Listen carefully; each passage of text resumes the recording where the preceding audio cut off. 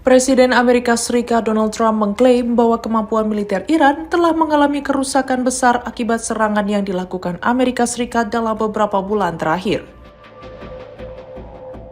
Dalam wawancara dengan Newsmax, Trump menyatakan sebagian besar aset militer Teheran telah dihancurkan, termasuk armada laut, pesawat tempur, sistem radar, pertahanan udara, serta fasilitas produksi persenjataan. Trump mengklaim sekitar 159 kapal militer Iran telah dilumpuhkan. Seluruh armada pesawat tempurnya tidak lagi beroperasi dan sekitar 84% kapasitas produksi senjata negara tersebut telah hancur.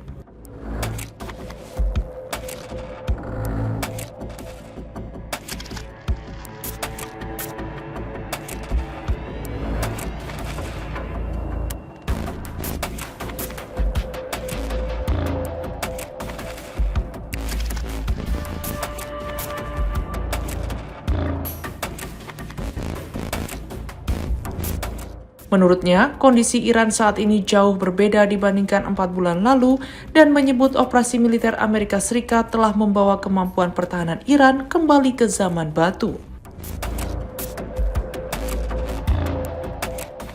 Meski demikian, ia mengakui Iran masih memiliki sejumlah rudal dan kemampuan militer yang tersisa. Trump juga kembali menegaskan bahwa Iran tidak lagi mampu mendominasi kawasan Timur Tengah. Ia menyebut Teheran sebagai pihak yang selama ini menjadi pengganggu di kawasan dan menegaskan bahwa pemerintahannya tidak akan membiarkan Iran mengintimidasi Amerika Serikat.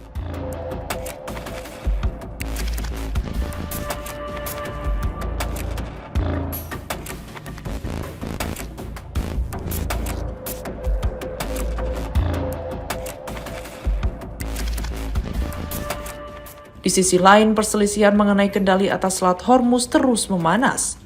Trump menyatakan Amerika Serikat memiliki otoritas untuk menjamin keamanan jalur pelayaran internasional tersebut.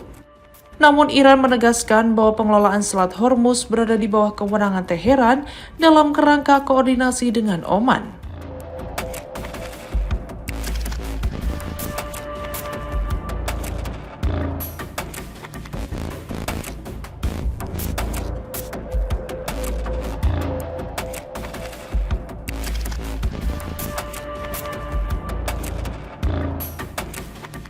Menteri Luar Negeri Iran Abbas Araghchi juga menegaskan bahwa pihak yang menjamin keamanan pelayaran kapal-kapal komersial di Selat Hormuz seharusnya memperoleh kompensasi atas layanan tersebut. Melalui unggahan di media sosial X, Araghchi menyatakan Iran selama ini telah menjadi penjaga jalur pelayaran strategis tersebut dan akan terus menjalankan peran tersebut.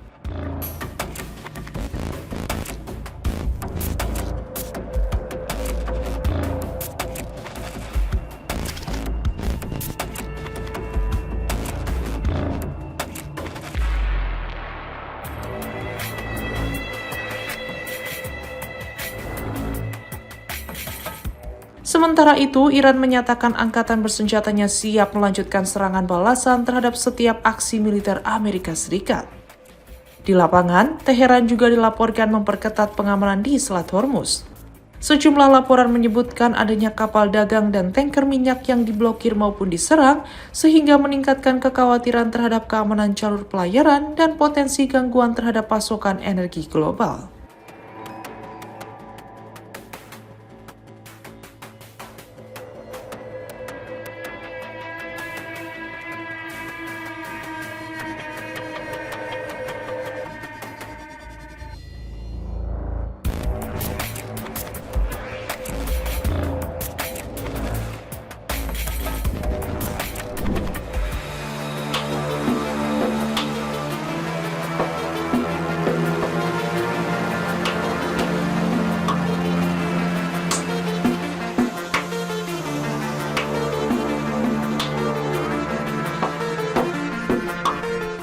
Komando Pusat Amerika Serikat CENTCOM kembali melancarkan gelombang serangan terhadap puluhan target militer Iran sejak Minggu malam hingga Senin dini hari.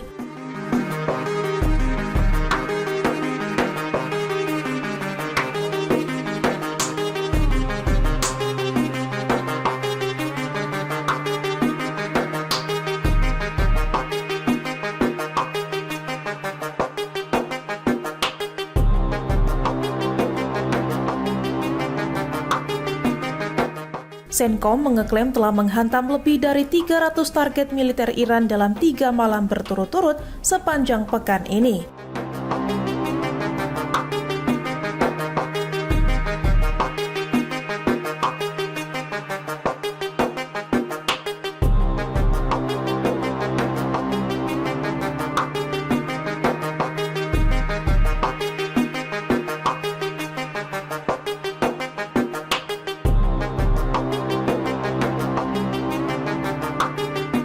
Sasaran serangan disebut meliputi sistem pertahanan udara, jaringan komunikasi, hingga puluhan kapal cepat milik Garda Revolusi Iran.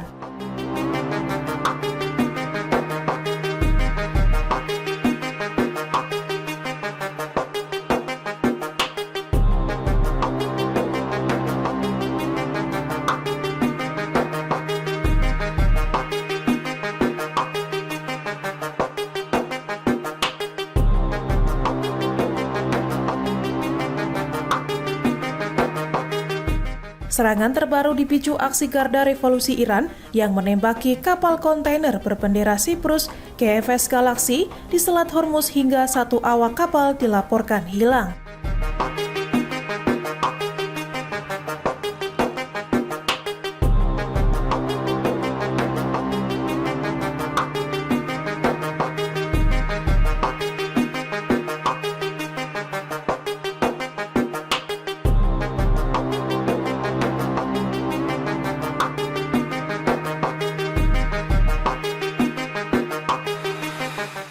Iran kemudian mengumumkan penutupan Selat Hormuz setelah mengeklaim kapal tersebut melintasi jalur pelayaran yang tidak sah.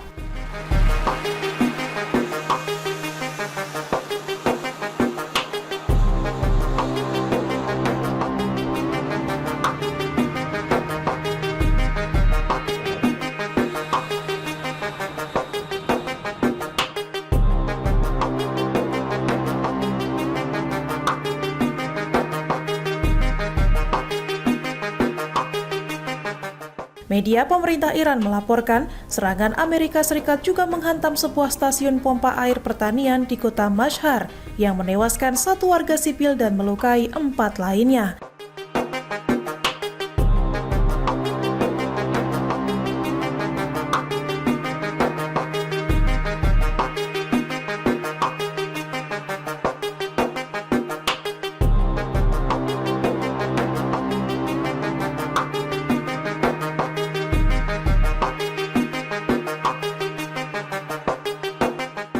Sekretaris Jenderal PBB memperingatkan, eskalasi konflik antara Amerika Serikat dan Iran berpotensi memicu konsekuensi yang lebih luas jika tidak segera dihentikan.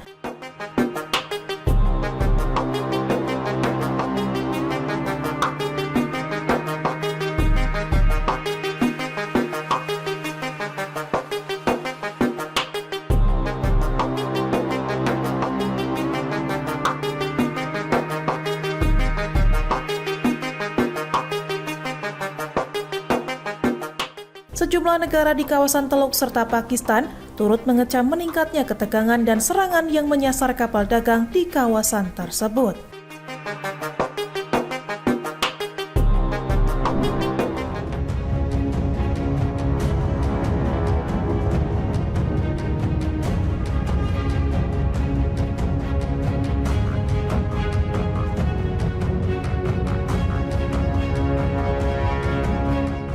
Sejumlah politikus Partai Demokrat mengutuk keputusan Presiden Amerika Serikat Donald Trump yang kembali melancarkan serangan terhadap Iran.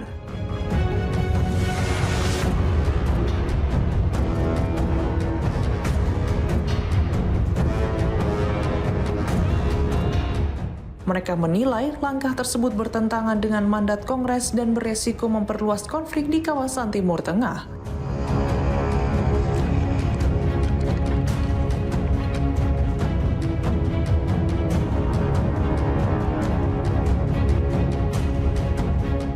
Pemimpin fraksi Demokrat di Senat Chuck Schumer mendesak Trump mematuhi resolusi kekuatan perang yang telah disahkan DPR dan Senat pada Juni lalu.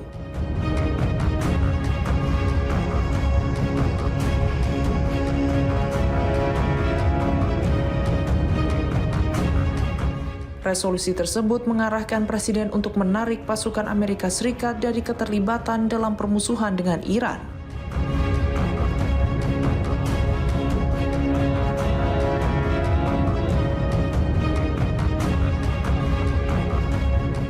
Menurut Schumer, pemerintah seharusnya segera mengakhiri perang dan menarik personil militer dari wilayah konflik.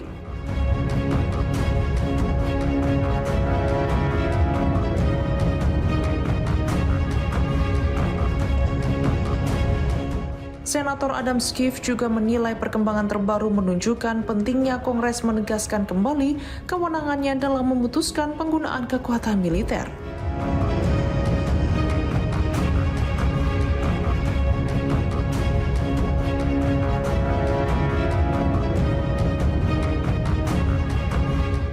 Melalui unggahan di media sosial X, Schiff mengatakan masyarakat sebelumnya dijanjikan konflik akan segera berakhir. Namun situasi justru berkembang menjadi serangan baru, blokade tambahan, dan meningkatnya ketidakpastian yang berpotensi mendorong kenaikan harga energi.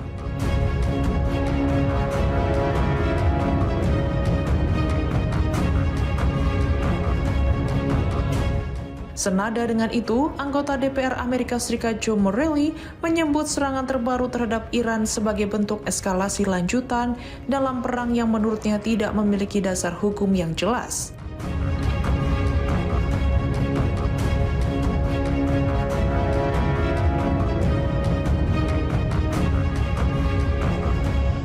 Di sisi lain, Komando Pusat Militer Amerika Serikat atau CENTCOM mengonfirmasi bahwa operasi militer terhadap Iran masih berlangsung dan telah memasuki malam ketiga berturut-turut.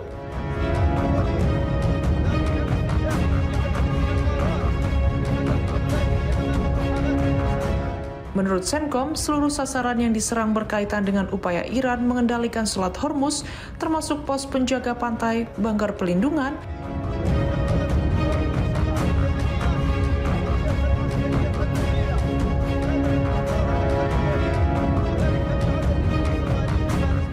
serta berbagai fasilitas militer yang disebut digunakan untuk mengancam atau menghambat pelayaran internasional di jalur tersebut.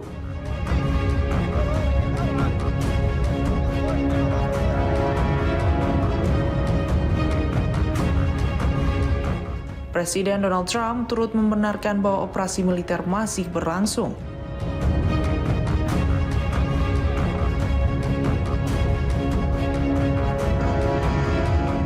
Ia juga mengungkapkan tengah mempertimbangkan serangan terhadap target lain di wilayah Iran, termasuk sebuah fasilitas nuklir.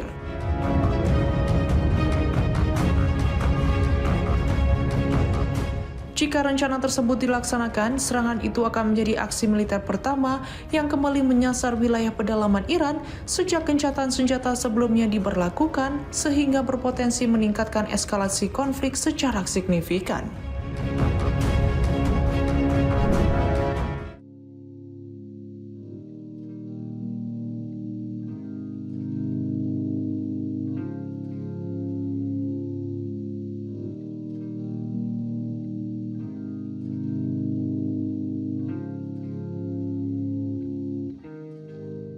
Gelombang panas ekstrim yang melanda sejumlah negara di Eropa pada akhir Juni 2026 menyebabkan lonjakan angka kematian.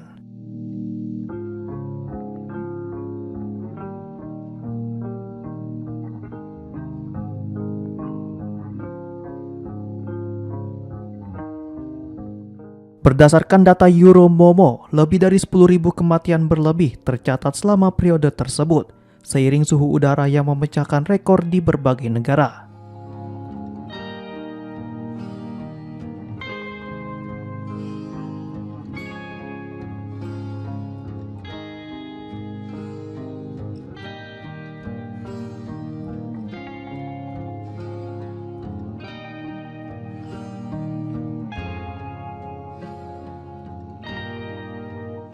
Jaringan pemantauan kematian yang didukung Pusat Pencegahan dan Pengendalian Penyakit Eropa dan Organisasi Kesehatan Dunia itu mencatat sebanyak 10.650 kematian berlebih di 27 negara Eropa sepanjang 22 hingga 28 Juni.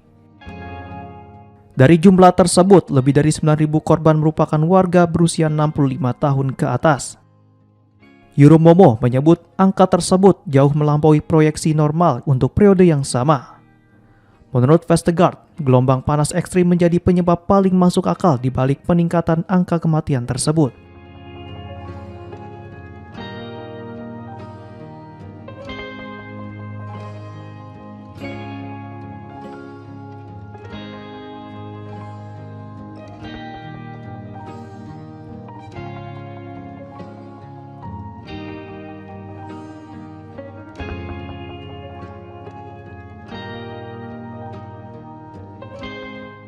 Sejumlah ilmuwan sebelumnya juga menyimpulkan bahwa gelombang panas yang melanda Eropa pada akhir Juni hampir mustahil terjadi tanpa pengaruh perubahan iklim yang dipicu aktivitas manusia.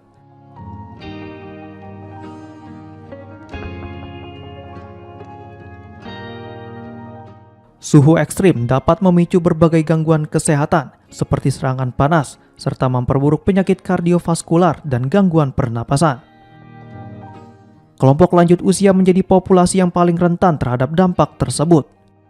Data Euromomo mencakup seluruh penyebab kematian, bukan hanya yang berkaitan langsung dengan cuaca panas. Namun para peneliti menilai tidak ada faktor lain seperti wabah penyakit besar yang dapat menjelaskan lonjakan angka kematian pada periode tersebut. Gelombang panas itu juga berdampak luas terhadap aktivitas masyarakat. Sejumlah negara termasuk Prancis, Spanyol, dan Inggris mengalami gangguan pasokan listrik, penutupan sekolah, serta mencatat rekor suhu tertinggi.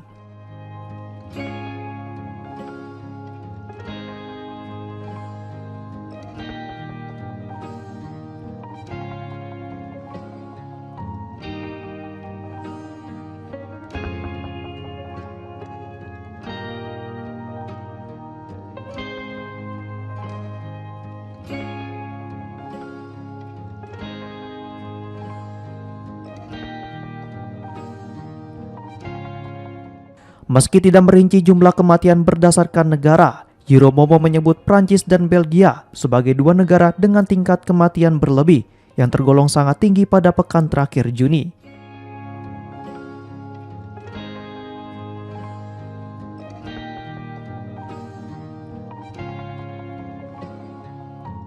Sementara itu, Lembaga Kesehatan Masyarakat Belgia, Shensano, melaporkan bahwa lonjakan angka kematian selama gelombang panas kali ini menjadi yang tertinggi sejak pencatatan dimulai pada tahun 2000.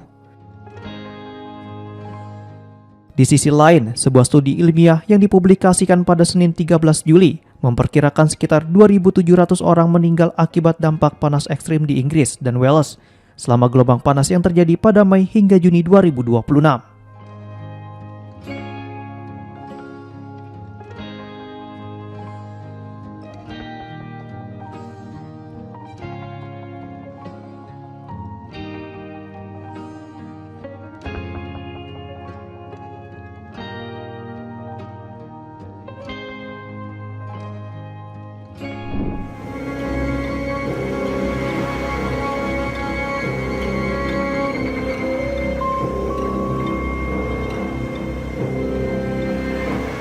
Presiden Donald Trump mengatakan Amerika Serikat kemungkinan akan mengambil alih operasi di Selat Hormuz dan mengharapkan negara-negara lain untuk membayar Amerika Serikat yang telah melindungi jalur pelayaran strategis tersebut. Trump sebelumnya juga mengancam akan mempertahankan pengaruh Amerika Serikat atas selat itu, yang biasanya dilalui oleh 20% ekspor minyak dan gas dunia, dan berpotensi mengenakan biaya tol jika negosiasi gencatan senjata gagal. Dia menuduh Iran telah melanggar nota kesepahaman yang dicapai antara kedua negara dan ditandatangani secara elektronik pada 18 Juni lalu. Terpisah dalam unggahan di media sosial buatannya Truth Social, Trump juga menyebut Amerika Serikat telah kembali memberlakukan blokade terhadap Iran, yaitu dengan menghentikan kapal atau pelanggan Iran untuk masuk atau keluar.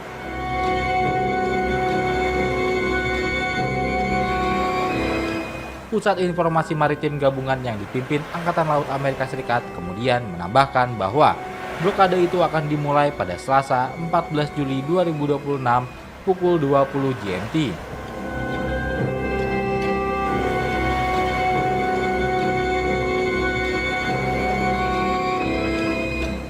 Iran telah berulang kali menolak ocehan Trump soal Amerika Serikat yang ingin mengambil alih kendali selat tersebut. Sebelumnya, seorang juru bicara di Markas Besar Pusat Khatam Al-Anbiya telah mewanti-wanti Amerika Serikat dan sekutunya untuk tidak melanjutkan rencana tersebut. Ia menyebut angkatan bersenjata Iran akan merespons dengan tegas setiap gangguan terhadap jalur pelayaran komersial dan tanker minyak oleh militer Amerika Serikat yang menyerang di luar jalur pelayaran yang telah ditentukan Iran dan tanpa otorisasi dari angkatan bersenjata Iran.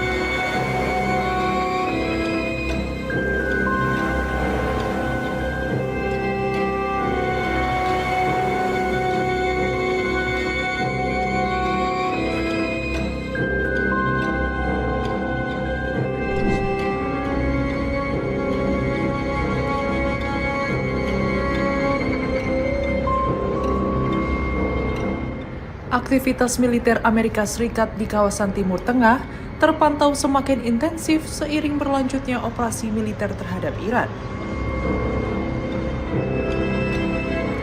Berdasarkan data pelacakan penerbangan, sedikitnya belasan pesawat militer Amerika Serikat terlihat beroperasi di wilayah Teluk Persia, Teluk Oman, hingga Arab Saudi pada Selasa dini hari waktu setempat. Peningkatan pergerakan udara ini terjadi bersamaan dengan konfirmasi Komando Pusat Militer Amerika Serikat atau CENTCOM bahwa serangan terhadap target-target di Iran telah memasuki malam ketiga secara berturut-turut.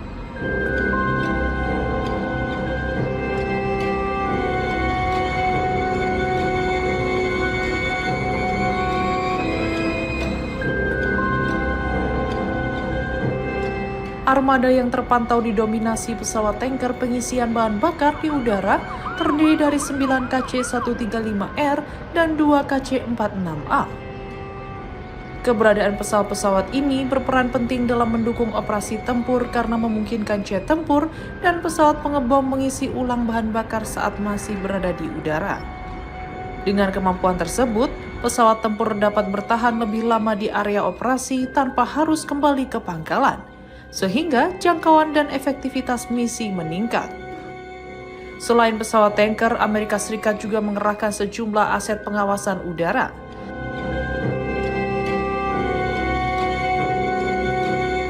Salah satunya adalah pesawat E-3B Sentry atau Airborne Warning and Control System yang berfungsi sebagai pusat komando dan pengendalian di udara.